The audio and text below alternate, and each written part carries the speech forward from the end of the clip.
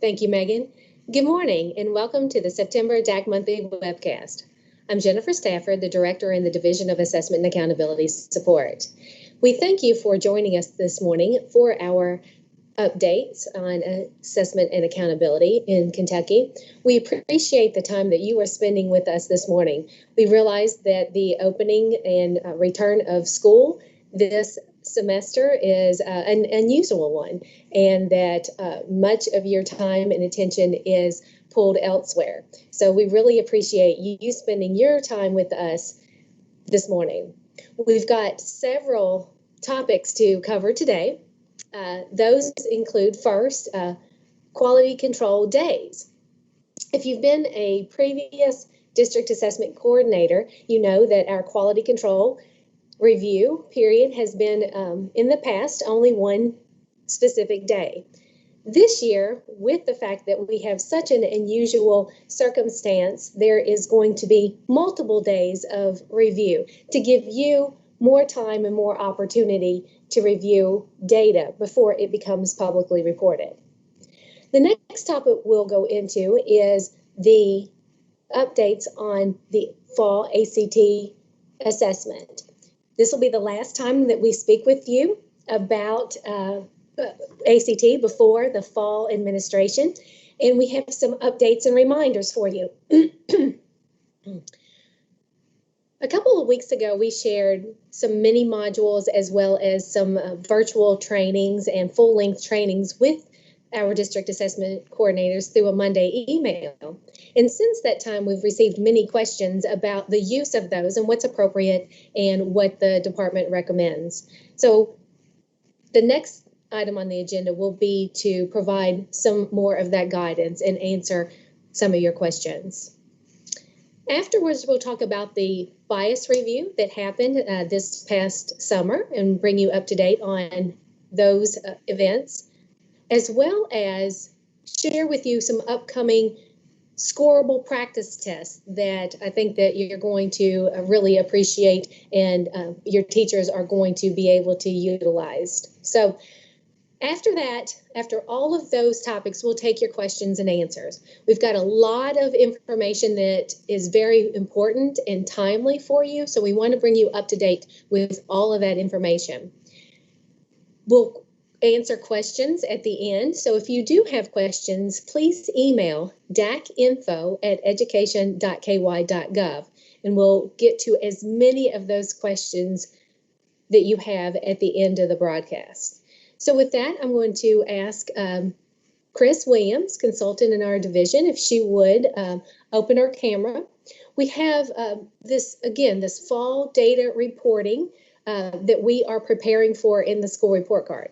It's going to look a bit different than it has in the past because we don't have state ratings in the school report card, but we will have information that will be publicly reported. So I'll turn it over to Chris to discuss those next steps that we need to take toward that public reporting. Thank you, Jennifer.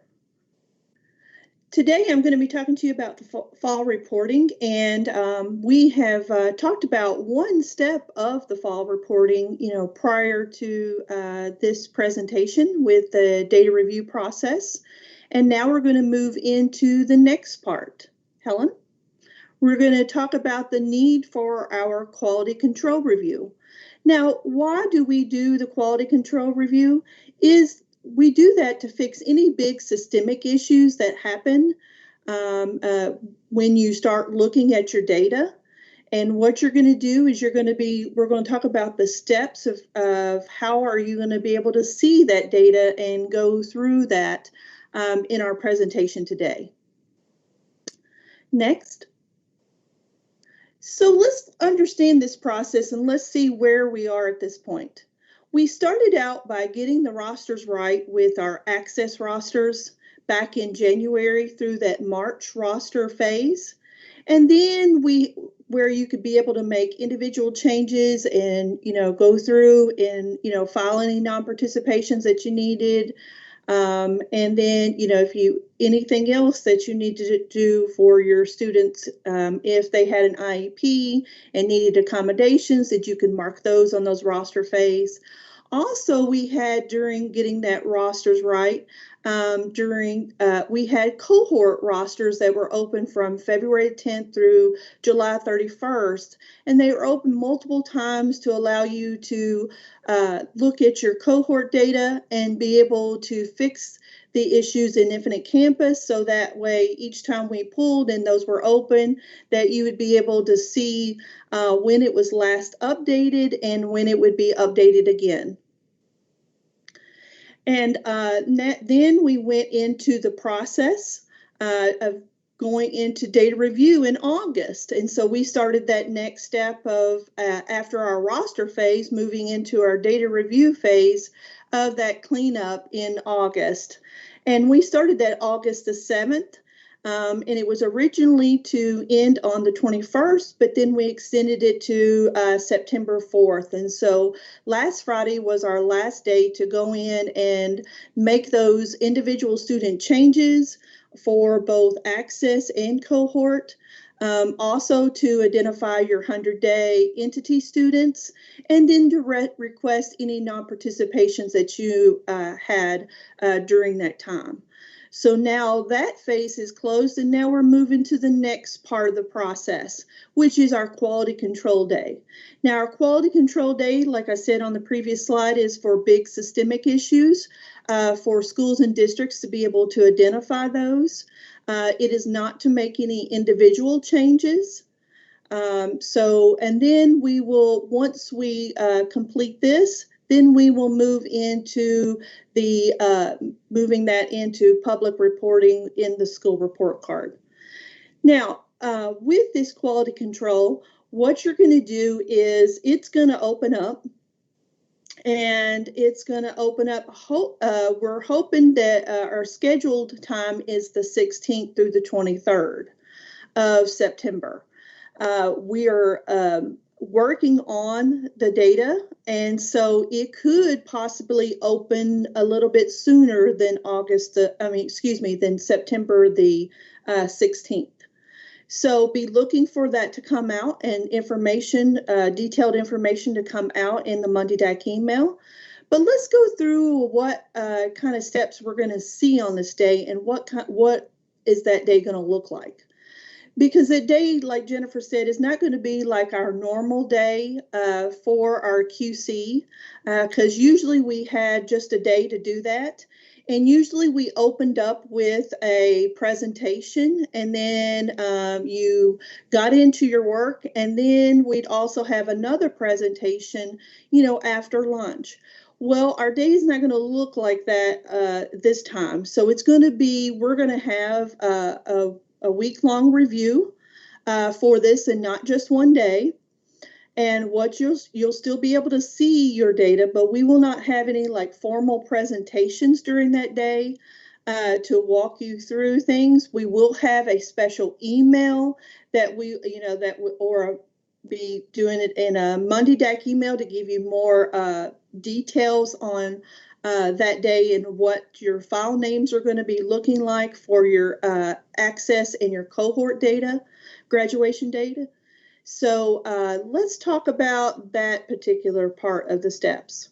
Now, what you're going to do is you're going to, on that day, when it opens on the 16th, or if it opens a little bit before that, you're going to log into the KD Secure site, web application site, and with your username and password, and you're going to go to student data detail, and you're going to see your particular files, and you're going to see your aggregate data files as well as your student listings.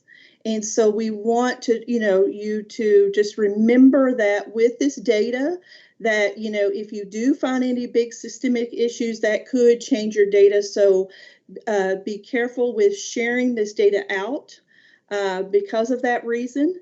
And we do want to make sure that the data is always secure. You never want to email any of that data out to anyone through email. But once you download it off of the secure site, then you're going to open up that data and review everything that we have put in there for you from Infinite Campus for your cohort data, and then also from the data review for access and alternate access, all the changes that you made during that time period during that data review. And then once you're reviewing, you're going to have all this time from this, definitely from the 16th through the 23rd. And then it will close on the 23rd for this particular process. And during this time, you want to look for those big systemic issues, not individual changes. And if you find any big systemic issues, you're going to put those on that particular discrepancy form. And we'll have a form for you to link to the Google form in the email that will link you to being able to record anything that you find with the big systemic issues for this particular process for quality control. Now, and then what happens if you find a discrepancy, put it on the form. It'll be electronically, like I said, through the Google form. And then what you're going to do is that will be sent in, electronically once you enter the information in. Then it will go to our data side. And what they will do is they will go through and research what you have put in for those big systemic issues. They won't, please do not put any individual changes because this is not the time to be able to do that now. We did that during data review. Now, once they take a look at it and research it, then they will get back to you through an email with their responses. And, they do that very quickly, very efficiently, and they're very good to be working with you. So that is a different process than what we've done that in the past, but usually we've had also someone assigned to you on that particular day. So you won't have someone assigned to you particularly on that day. So if you have any questions about your data, you can call our office and talk to any one of us, and we'll be able to work through that. If you find any big systemic issues, you want to put that on the Google form and send that in electronically. And then, like I said, just want to kind of go through what the process for timeline for this process is that we just completed our data review process in SDRR, both with access, alternate access, and also with our cohort graduation rate data for 4-year and 5-year. Then we're going to move in now, like I said, to our quality control review day and then, review period from the 16th through the 23rd. And like I said, it may open a little bit before then if we get those files ready. And like I said, we'll be able to send that in an email with more detailed information about the spreadsheets and what those file names are going to be looking like.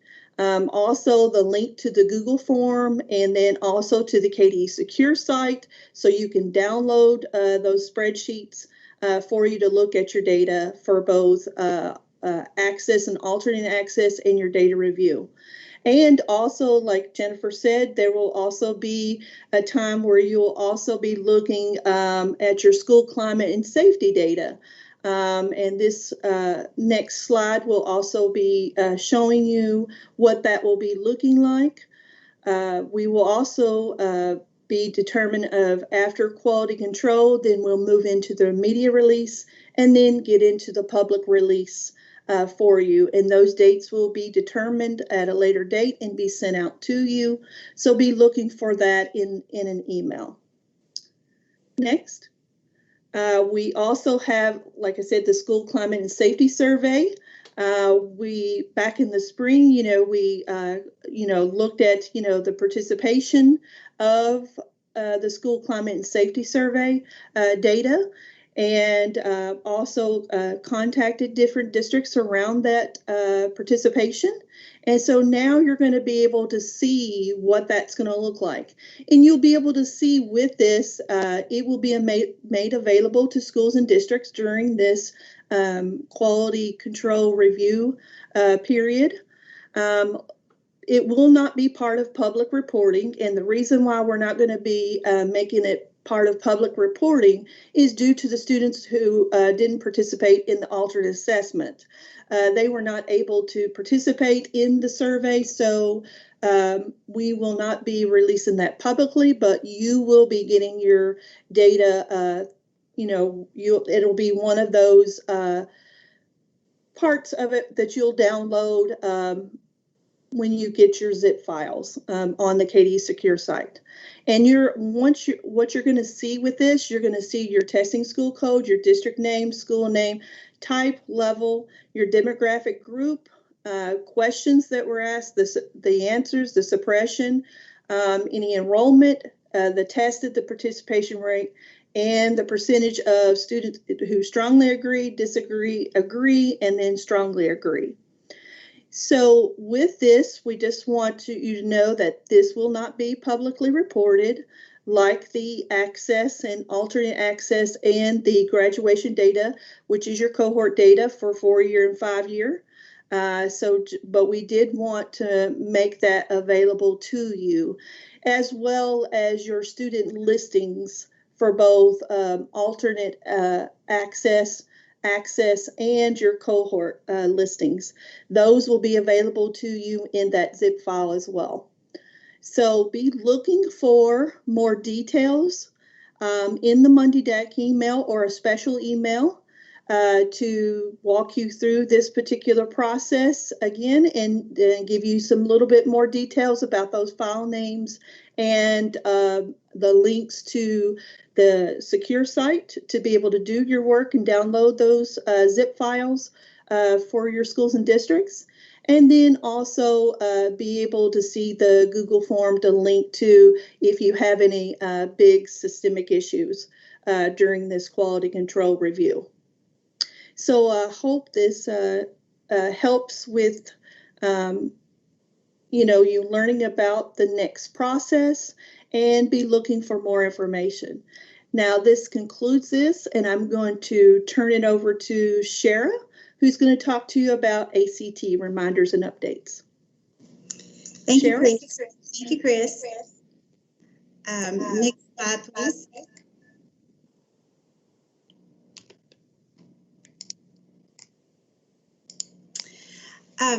We just wanted to come to you today and give you some updates and some reminders on the fall state administration of the ACT.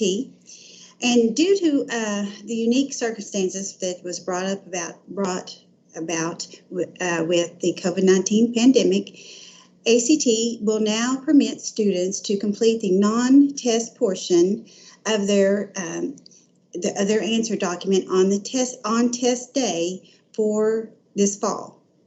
Now, if you choose to do this, you will need to follow some guidelines. Examinees complete the non-test portion of their answer document before completing any other activity on test day. When they are finished, please instruct them to place taking the ACT booklet under their seats, and then the students will take those home with them once testing is complete. Then the room supervisor should proceed with testing. And please adhere to all scheduled breaks and as documented in the test administration manual. And lastly, if this is a decision that you make, you will need to submit an irregularity report. But please ensure that the school's entire testing population adheres to the same non-test procedure. Decision, whatever you decide. If you decide to bring them in, on Monday and do all this and then test on Tuesday, that's fine. Just make sure it's a consistent decision, whichever path you decide to go. And schools should not use the non-test activities information from the spring administration. That's really important. I use the papers with the current shipping materials. Don't use anything from the spring. And on test day, please ensure that all the current COVID-19 guidance procedures are followed. And with that, we know that students are going to be required to wear a mask all day. You do not have to file an irregularity report for that COVID-19 guidance. So on that, you do not have to file an irregularity report. Next slide, Helen, please. So now let's take a look at ACT required training for room supervisors, proctors, and accommodations providers. All ACT testing staff, both new and experienced, must be trained and this training session needs to be conducted by the test coordinator before test day. So near the end of the ACT Test Administration Manuals is a section called Training Sessions Outlined and Topics for Discussions. Subjects that are included are the security of test materials, room preparation, pre-test activities, test day, and after the test. During a training session, the test coordinator is expected to discuss the topics described in each section with the testing staff.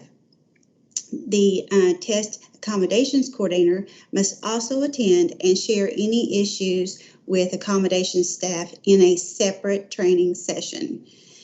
And so on the slide here, you'll see the resources that are available. So please be sure to review each one of those. And then in addition to ACT's training's expectation, all testing staff must be trained in the administration code for Kentucky's Educational Assessment Program.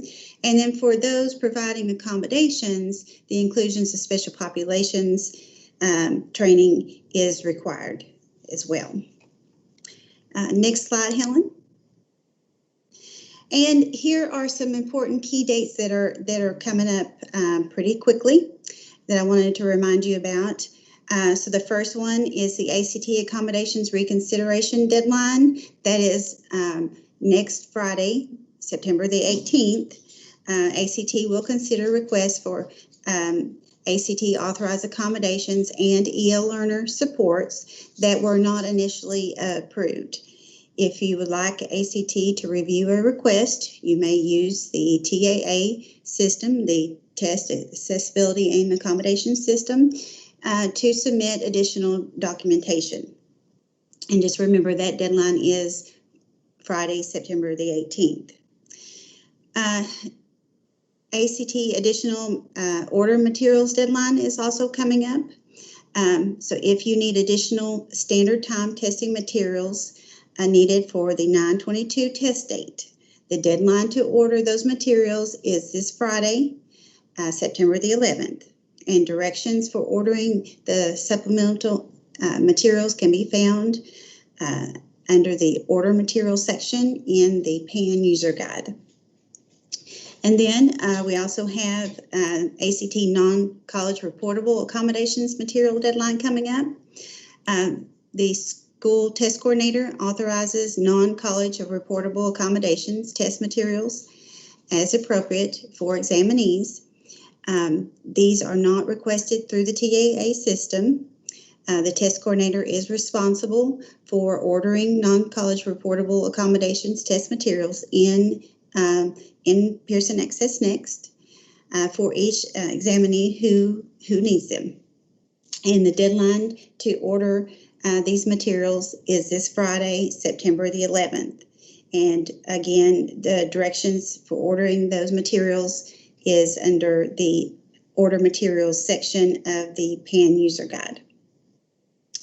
And then lastly, the last reminder that I want to share with you is your testing materials should, if you are testing on 9/22, your testing materials should be being received this week. And if your testing occurs on 9/22, standard time and accommodation materials, they will be here by Friday, the September the 11th.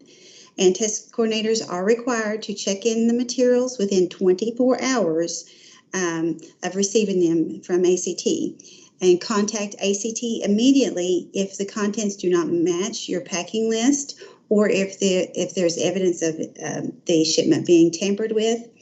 And materials, remember, very important, materials must be kept in a secure storage at all times before, during, and after testing. The test coordinator is responsible for the security of all test materials from the time of the receipt. And at this time, that's all of the ACT updates and reminders that I have. And I believe Kevin O'Hare is up next to give you some information on the administration code and inclusions of special populations. So thanks, Shara. I appreciate that, and I do want to share with everyone that before we get started, as Jennifer noted earlier, that we have the we released the administration code and inclusions of special populations training last Monday on August 31st. And that was an updated training that basically reflected changes to the actual training itself, the formatting. However, no information that was provided throughout the regulation changed, just the training format and the layout itself. So we also were able to provide the training modules that broke down specific sections of that training.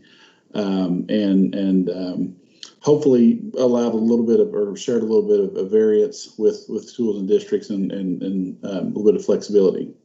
Now, as we've all, or several of us have been involved with these trainings over the years, this is the KDE version. This is the information that we're providing out. I know some districts in the past have worked to supplement their own approach to the training, and we do require the administration code training for all participants involved in statewide assessments.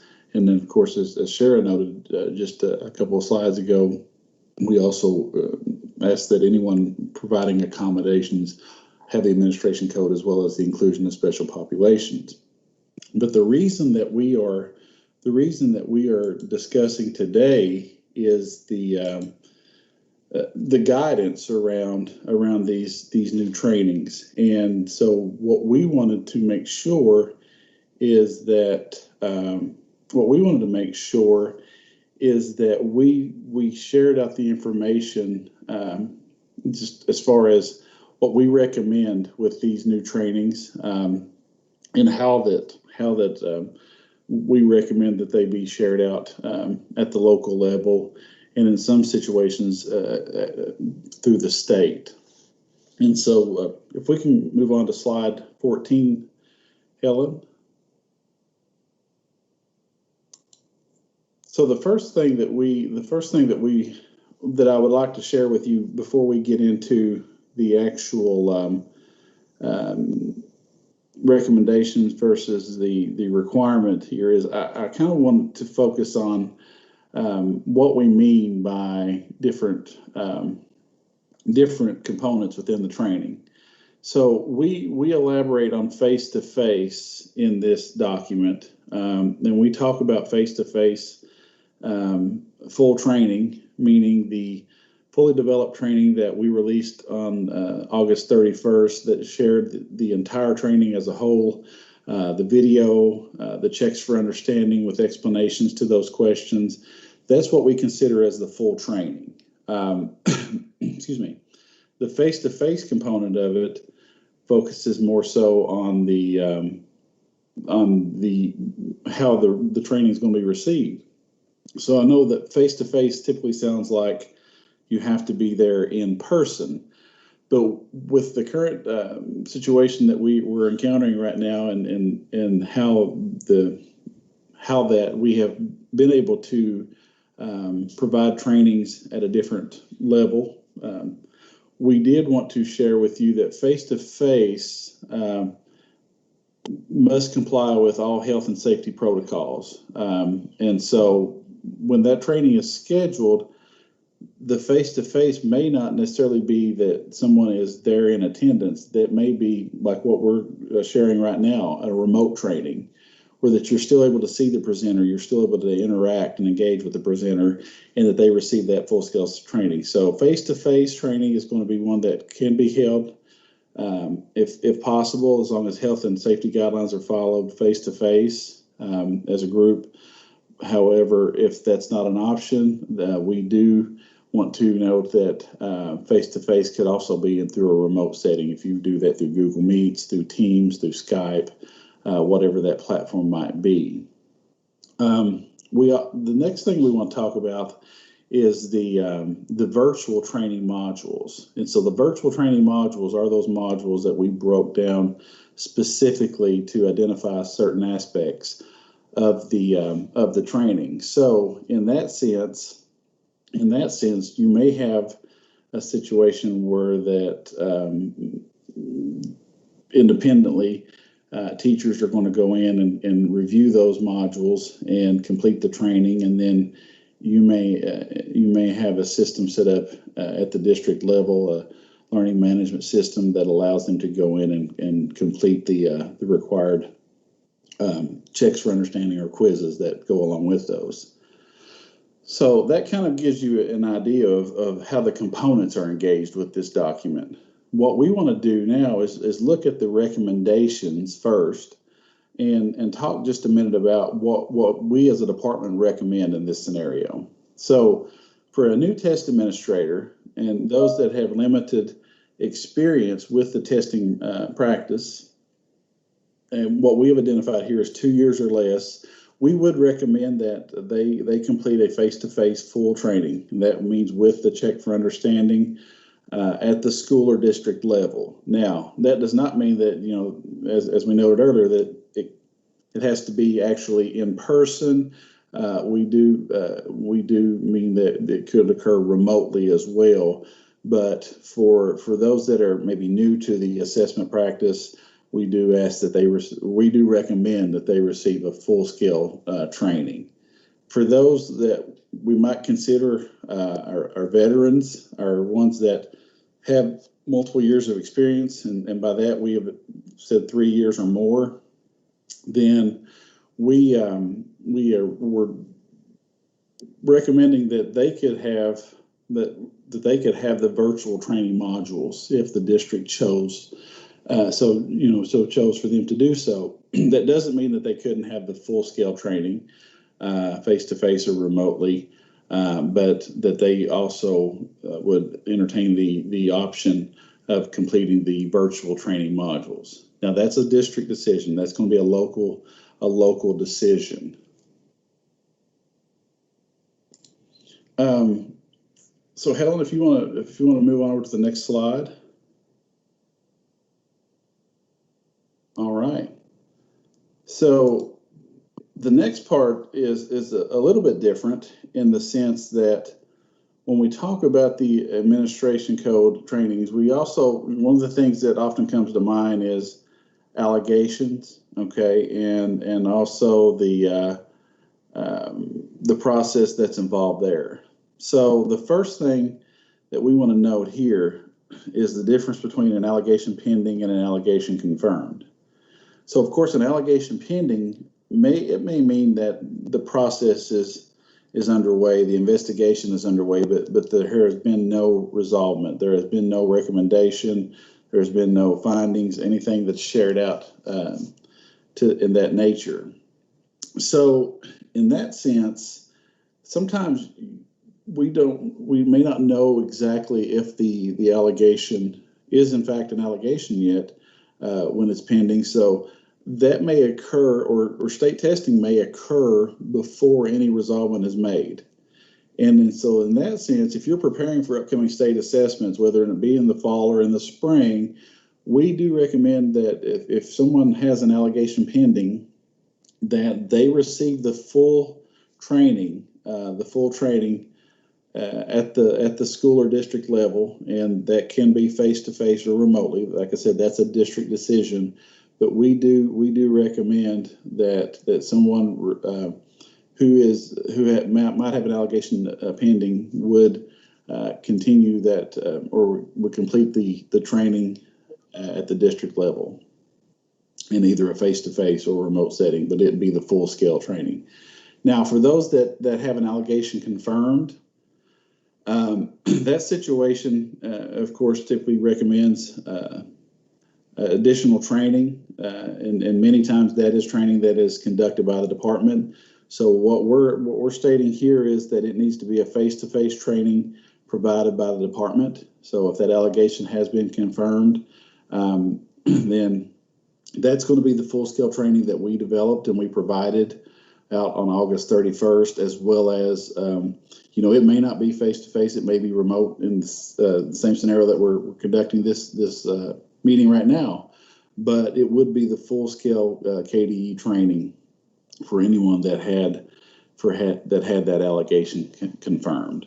So this is just some information that we were very, very excited to share out, and and hopefully this provides a little bit of guidance around the training that went out last week, and it gives maybe it answers some of those questions that many had in regards to the training and those required fulfillments. So at this time, I am going to turn it over to Helen, and I think she is going to share a little bit of information around the bias training that occurred this summer. So Helen, I'll turn it over to you. Thank you, Kevin. Good morning, everyone. As we move forward towards our spring operational state assessment of our current standards, we must ensure that our items are free of bias, meaning that the items have been considered for sensitivity and does not give unfair advantage to one group of students or subgroup over another. So when we talk about bias, it's critical to review our test items, and the Center for National Research Council says that fairness and sensitivity cannot be properly addressed as an afterthought. It must be confronted throughout the interconnected phases of the testing process, from test design and development to administration, scoring, and preparation. So this basically says we can't wait until after we have basically administered a test and then discovered that there may be some insensitivity that were part of that exam or gave unfair advantages to other students. During the summer, we actually conducted a bias review. We had over 44 individuals to complete a review of the items that will be used in the operational assessments for reading, mathematics, editing mechanics, and the editing mechanics test item. We had representatives from all over the state of Kentucky to participate in the bias review. The individuals that participated were made up of parents. We had special ed teachers, special ed parents, parents of students with disabilities. We had district personnel. We had representatives from our higher ed. We had business leaders. We had community leaders. We had representatives from our EL population, which included teachers and parents, as well as district representatives from the EL population. We had minority representation. We had individuals that were part of the visual impairment specialists. This was a very successful process, and we feel very confident as we move forward towards the operational assessment. And with that, I am going to turn it over to Jennifer to talk a little bit about some of the continued processes involved in going forward with Scorable practice tests. So Jennifer? Thank you, Helen, and thank you to Chris and Shara and Kevin and yourself for all of the wonderful updates and reminders of upcoming activities. You can see that we're quite busy here preparing for either our operational assessments or our field test. One piece that we're very excited about is a new option or a new opportunity that Pearson has helped develop for the K-Prep assessments for the upcoming school year. So Helen, if you will click to the next slide. For the K-Prep assessments, we are offering a Scorable practice test. Now, these practice tests, you've seen the practice test in the past. They have been through either a secure web portal or they've been through a URL online, and students were able to take those practice tests. Practice tests are used for multiple purposes. First, that they are used instructionally. Teachers can view those practice test items. They can get a sense of what the items look like, how they are presented, whether it's multiple choice, multiple select, technology enhanced items, or short answer and extended response, and even our on-demand writing. Practice tests have been presented. So we've got the opportunity coming forward for those students to continue to utilize those practice tests. For the students, the practice tests help them also to understand those items and what they're going to look like when they get to the real test. They practice the items, they can practice the technology so that they can learn how the application, they can familiarize themselves with the functionality of the TestNav platform. Moving forward, and these are going to be offered very soon. We're hoping those will be out sometime in the October-November timeframe for our Scorable practice test. Those will be able to be utilized with the students. Again, those can either be done securely, or you can share those through a URL, and the students can get to them even if they are remote learning. Those practice tests will be able to be used by the students as well as the teachers to help prepare for those online assessments in each of the content areas. So the assessments will be scored within the multiple choice, multiple select, as well as the technology enhanced items. So the student will proceed through the items that are presented in any of the content areas, and they will answer the items. If it's a short answer, they will type their short answer in. If it's on-demand writing, they'll type their answer in.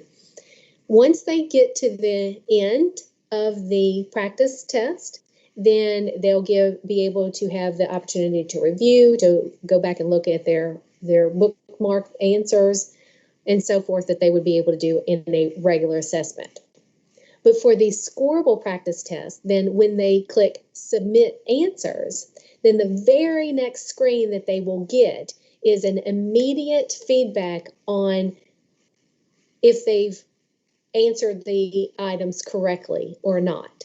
So it will be presented all of the items within the points that were awarded are available and that were awarded to that student for that practice test. So for example, in one practice test, there may be 14 items that are either multiple choice, multiple select, or TEI, and the screen, that final screen after the submission, would give the number they got right out of the 14 questions.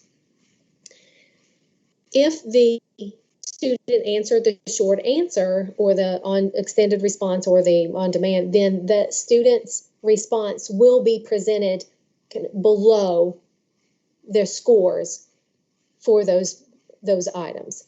The teacher can then take that answer from the student, look back at the question, and then be able to score that item or provide some input instructionally to the student on that item.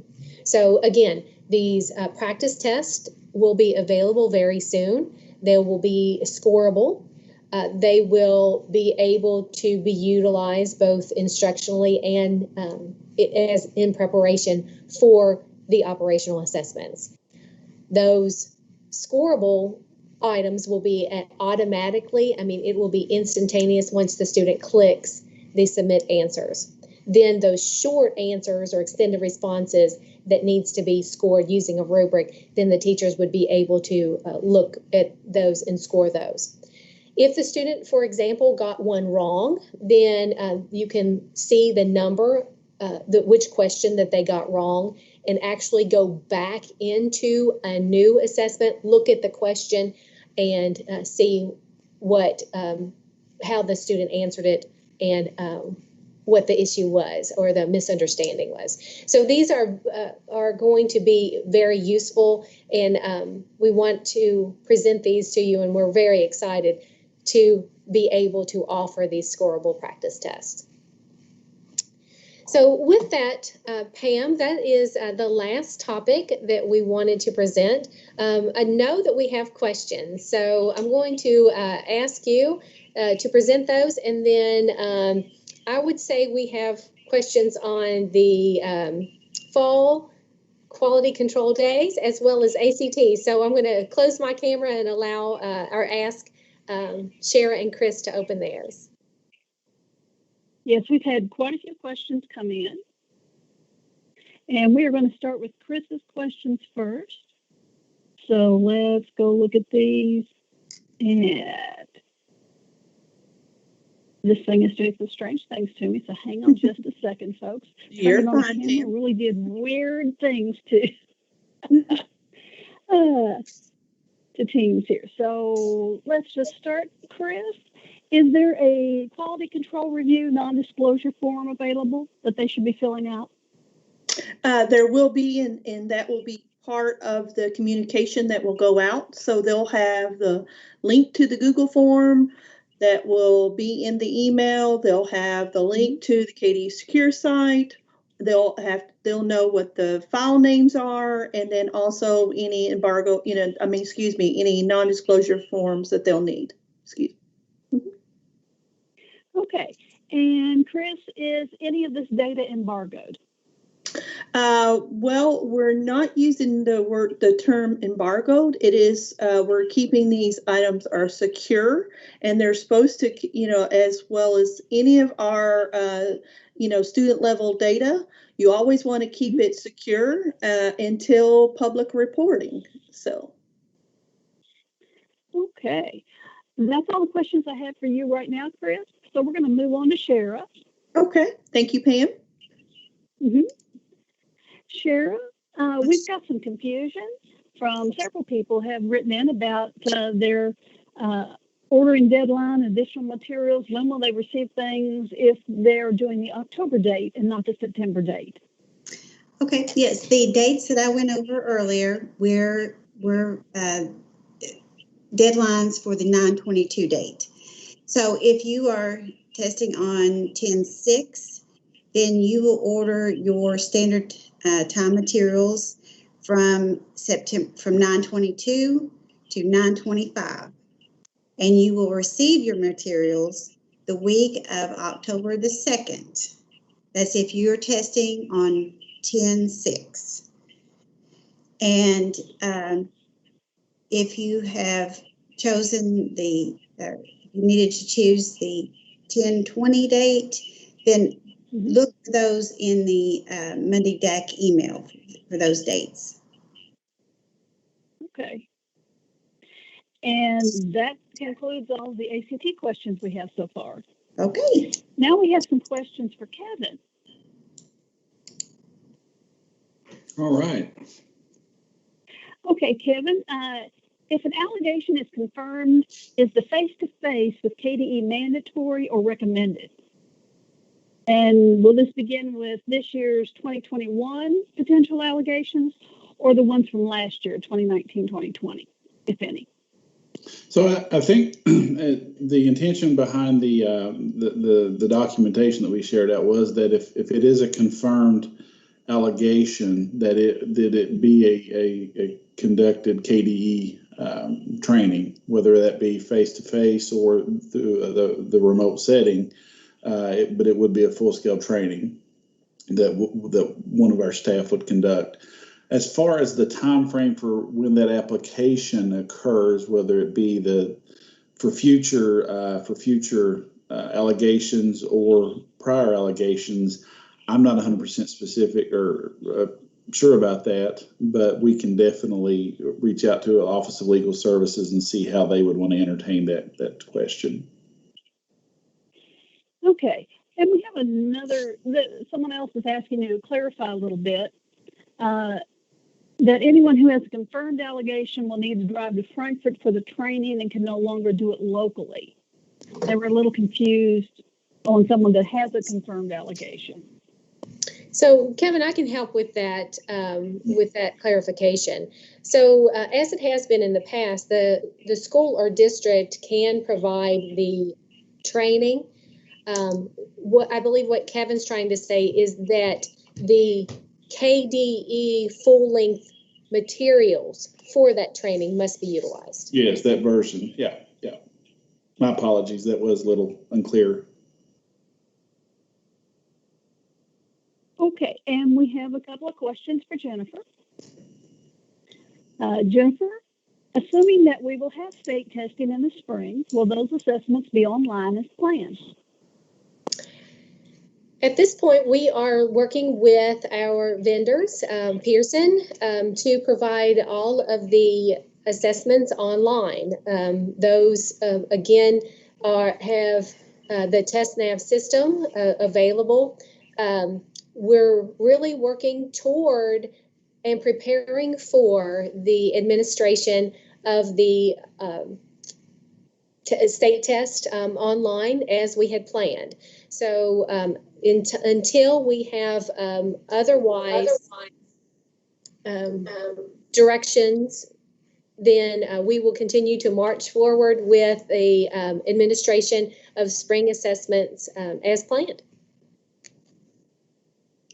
Okay, thank you, Jennifer. We've had a couple more questions come in. Will teachers be able to generate group reports on those practice tests or only by student?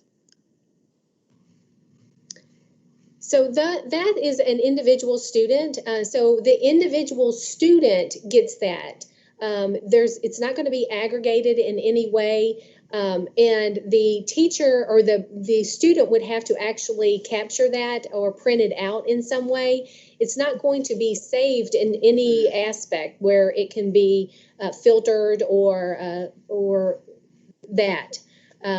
So at this point, it's individual students and it's immediate feedback. Then once that screen goes away, that data goes away. So if the teacher wants to use it, it would need to be captured either with screenshots, written down, or by printing the school report out. Okay, we've had a couple more questions come in for you, Jennifer. Lots of curiosity here. Will there be technology enhanced items on the spring K-Prep, or do we know yet? The technology enhanced items are included within the practice test, and there will be some of those represented in the practice test. So those are, yes, planned to be part of the operational assessments. Okay, and I think I've just got I've got another one for Jennifer, and then we'll go back to Shara real quick. Is there any update on the social studies field test? As you know, it was scheduled to begin next Monday. It was scheduled for September 14th through 18th. We had to postpone that because of the current pandemic, noting that the majority of our schools and districts are not in person right now. And so we were not able to get the representation of all of our student demographic groups that are needed to provide a quality field test. With that, we at the department are monitoring and continuing to engage in conversations with both our local districts as well as our vendor for options. We're monitoring the developments of the return to school. As the pandemic unfolds and as we understand how our school districts handle this next phase after the governor's recommendation of closing to in-person after the September date, then we'll know more. Okay, and we have another quick question for Shara. Just to clarify, if we're going to administer the ACT on October the 20th, will we receive the test materials in the same time frame as the October 6th test date, since we had to choose the October 6th as the test date on the ACT site? No, that will occur later. It was just due to that's an emergency date, and it wasn't built into the system. So for that October 20th date, be on the lookout in the Monday DAC emails. As time approaches, I will deliver information through the Monday DAC email for those testing on 10/20. Thank you, Shara. Jennifer, we have one last question. When will the practice test be available for everyone to use? We are excited to present those. We are targeting October timeframe to release those. We are working with Pearson right now in the final stages of those Scorable practice tests. So look for those very soon. And those are all the questions we have. Well, wonderful. And again, we really appreciate everyone's time and attention here with our district assessment coordinators, our monthly DAC webcast. We wish you all the best. If you think of questions that you want to ask that we're not able to ask at this time, if it occurs to you later, please reach out to dacinfo@education.ky.gov or any of us, and we will get back with you. Until we see you in October, we wish you the best. Please stay safe and stay healthy. Thank you.